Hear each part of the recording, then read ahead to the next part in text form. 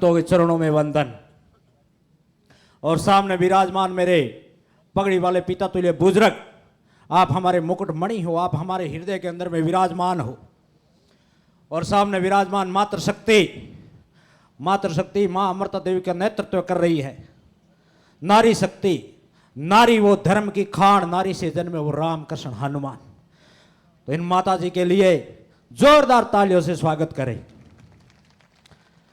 और मेरे युवा साथी आदरणीय नरेंद्र मोदी जी कहते हैं कि जिधर युवा चलते हैं उधर जमाना चलता है।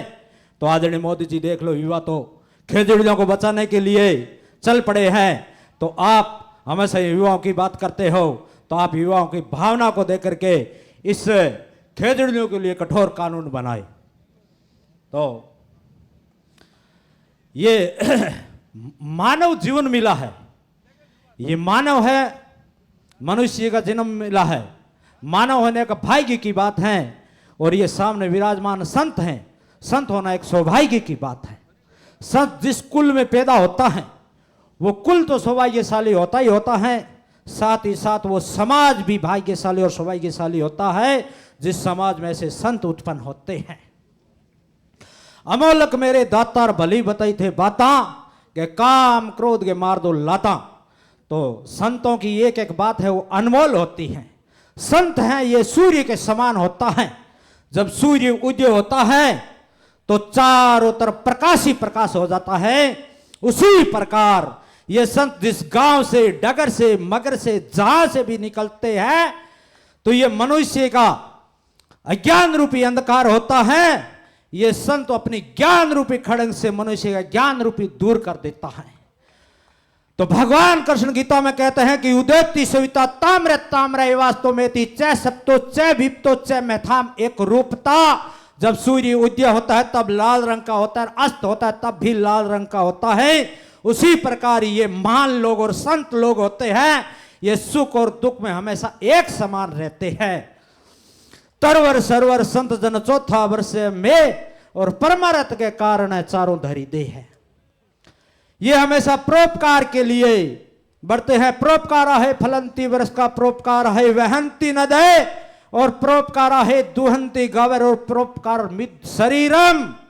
परोपकार के लिए वृक्ष है ये फल देते हैं, परोपकार के लिए नदियां बहती हैं और परोपकार के लिए गायें दूध देती है। परोपकार मिद शरीरम। भगवान कृष्ण कहते हैं कि ये शरीर भी परोपकार के लिए बने हैं, इसलिए आप सब या पधारे, आप सब परोपकारी हो। तो आपको बहुत बहुत धन्यवाद देते हैं कि परोपकार शब्द है ये पर प्लस उपकार से बना है, पर प्लस उपकार से बना है परोपकार। इसका अर्थ है निस्वार्थ भाव से दूसरों की सेवा करना ही एक परोपकार है। ब्रह्मा जी ने सूर्य, चंद्रमा, नदी, गाय और संत ये प्रत्येक युग के अंदर में परोपकार के लिए बनाया था। एक बार भगवान विष्णु ने परोपकार और उपकार को दोनों को तोल करके देखा तो परोपकार का पल्लू था वो ज्यादा झुकाई दिया। इसलिए भगवान विष्णु ने 9 अवतार इस परोपकार के लिए लिया। तो ये संत महात्मा हैं, ये भी परोपकार के लिए आए हैं। कोई कहता है ये साध नहीं, ये साधना है। तो अभी भाई ये पिछले 11 दिनों से ये चल रहा है खेजड़ी को बचाने के लिए महापड़ाव। तो ये सरकारें ये सोच रही है कि ये भाग जाएंगे। आजकल क्या है कि ये बहुत प्रेशर बना रही है इनके ऊपर, ये ऐसे हालात उत्पन्न कर देंगे कि ये भाग जाएंगे। तो मैं सरकार के जो नुमाइंदे हैं उनको कहना चाहता हूं कि हालात के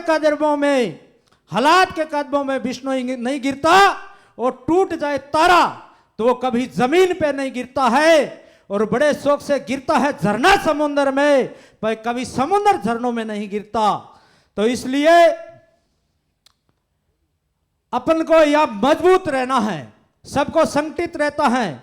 कलयुग है संगठन शक्ति, ये कलयुग है, इसमें सबको संगठित रहना है। तो मैं सरकारी नुमाइंदों को कहना चाहता हूं कि शीश कटिया धन रडिया वो मंजर आना याद दिलाड़ो पड़सी मैं मां अमृता की वसंत हा का तो इस सरकार ने शीश झुकाड़ो पड़सी का ये पर्यावरण का प्रेमी बेटा है आंगो शीश कटाड़ो पड़सी। ये बात हमारे आदरणीय भाई बिहारीलाल जी ने कही थी। तो आज मंच से अवगत कराता हूं आदरणीय भाई मेरे बड़े भाई बिहारीलाल जी को कि आदरणीय भाई साहब ये कथन मेरा नहीं है, ये आपका है कि शीश कटिया धन रेडिया वो मंजरा न याद दिलाड़ो पड़सी मैं मां अमृता की वसंत हा का थाने शीश झुकाड़ो पड़सी और का पर्यावरण प्रेमियों को शीश कटाड़ो पड़सी। तो अपना वीडियो निकाल करके सरकार के अंदर में बैठे सीएम साहब को बताओ कि ये पर्यावरण प्रेमियों की पीड़ा है, इनको समझो। आदरणीय भाई बिहारीलाल जी हैं, वो दिन और रात लगे हुए हैं, तो उनके लिए भी जोरदार तालियां बनाए। तो सरकार से हम यही कहेंगे कि ये पर्यावरण प्रेमी हैं, ये ना तो कोई धन मांग रहे हैं ना कोई माया मांग रहे हैं, ये तो केवल इस पेड़ों की छाया मांग रही है कि ये धरती का श्रृंगार है। खेजड़ली है, वन्य जीव है, ये इस धरती का श्रृंगार है। जैसे ये स्त्रियां 16 श्रृंगार करती हैं और आपके मुंह के श्रृंगार के अंदर में मांग और रखड़ी और टिक्की नहीं होती है तो तुम्हारा श्रृंगार व्यर्थ है। उसी प्रकार ये धरती के अंदर में ये खेजड़ली है, ये वन्य जीव हिरण है, ये पक्षी मोर है, ये इस प्रकृति का श्रृंगार है। कोई आकर के अपनी मां का श्रृंगार उजाड़े तो अपन चुप बैठ जाएंगे क्या? तो ये धरती मां का श्रृंगार है। ये रक्षक ही भक्षक बन गए हैं, ये सरकार का दायित्व बनता है। आदरणीय एमएलए साहब बैठे हैं, महेंद्र जी मेरे नाम के राशि है। तो आदरणीय एमएलए साहब, ये खेजड़ली है, राज्य का वृक्ष है, तो राज्य वृक्ष होने के नाते सरकार का दायित्व बनता है उनकी रक्षा करना। और रक्षक ही भक्षक बन गए हैं, मानव ही दानव बन गए हैं। मानव ही दानव बन करके ये सोलर नाम का एक बड़ा राक्षस आया है। हम सोलर के खिलाफ नहीं है, हम किसी ये पार्टियों के खिलाफ नहीं है। हमारा तो दुख और दर्द ये है कि ये जो धरती माता का जो श्रृंगार है, ये जो खेजड़ली है, ये हमारा कल्प वृक्ष है, ये हमारे हिंदू धर्म की आस्था का प्रतीक है। इनके साथ में खिलवाड़ ना करो और तुम सोलर से 2 की जगह 4 लगा लो, हमारे को कोई प्रॉब्लम नहीं है। बाकी अभी सरकारें रोज वादा करती हैं, रोज अपना कवल करती है, वचन देती है, फिर चूक जाती है। तो एक छोटी सी बात बता करके मैं मेरी वाणी को विराम दूंगा कि जम्बेश्वर भगवान थे, वो जमसरोवर तालाब की खुदाई कर रहे थे। उस समय पर एक गधेड़ी थी, उसके पीठ के अंदर में घाव थे और उनमें मवाद बह रहा था।